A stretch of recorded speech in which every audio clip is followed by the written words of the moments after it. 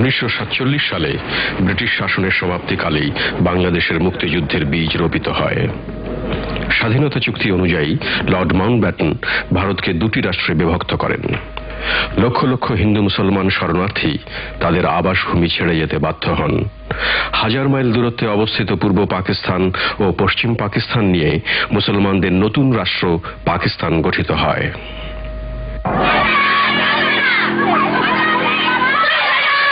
কার্যত এই দেশভাগ ফলপ্রসূ হয়নি। অচিরেই পূর্ব পাকিস্তানে বাঙালি জাতীয়তাবাদী আন্দোলনের সূচনা হয় এবং 60-এর দশকে আওয়ামী লীগ ব্যাপক জনসমর্থন লাভ করে। আমরা ভোট পাই, আমরা দেশে একটা স্বতন্ত্র তৈরি করব।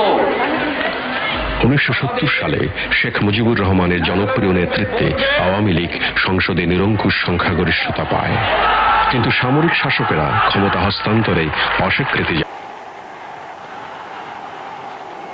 আর যদি একটা গুলি চলে, আর যদি আমার লোকের উপর হত্যা করা হয়, তোমাদের উপর কাছে আমার অনুরোধ রইল, প্রত্যেক ঘরে ঘরে দুর্গ গড়ে তোলো। রাস্তাঘাট যা যা আছে সবকিছু আমি যদি হুকুম দেবার নাও পারি, তোমরা বন্ধ করে দেবে।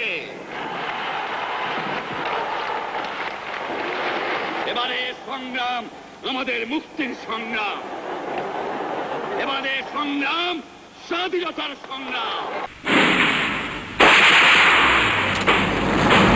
সে রাতে পাকিস্তানি সেনাবাহিনী ঢাকা শহরে প্রবেশ করে। পাকিস্তানি সেনারা রাস্তায় ব্যারিকেড দেয়, সরকারি ভবনে অবস্থান নেয় এবং কারফিউ জারি করে। পুরনো ঢাকায় পাকিস্তানি সৈন্যরা নির্বিচারে গণহত্যা ও ধ্বংসলীলা চালায়। এই ছবিটা হচ্ছে আমার বাবা, এই হচ্ছে ছোট ভাই। ছোট ভাইকে ব্যানার দিয়ে খোঁচা গুলি করে মারতেন, শুধু একটা ব্যানারের খোঁচা, আর কোনো কিছু নেই। গেলাম বাবার বুকে। এর দুদিন পর ঢাকার প্রান্তে আবিষ্কৃত হয় এক বিশাল বধ্যভূমি।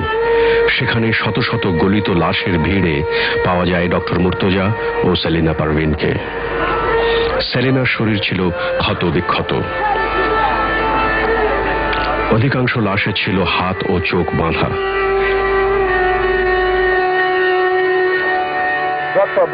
এক তরুণ সাংবাদিক সেদিন বিশ্বের কাছে ব্যক্ত করেন তার ক্রোধ।